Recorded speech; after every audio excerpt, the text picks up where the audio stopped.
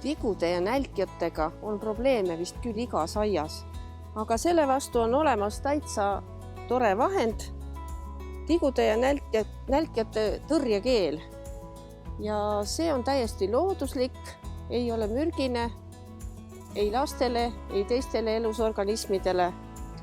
Ja teda võib kasutada erinevate aiataimede ümber barjääli loomiseks. Ja ei olegi muud vaja teha, kui avame pudeli ja niristame ümber soovitud taimegrupi või taime terve rea seda keeli. Ja see on tigudele nii ebameeldiv, et nemad siit keelist üle väga ei kipu. Ja selle keeli toime võib püsida kuni 2 nädalat ja saame muretult nautida oma aedvilju.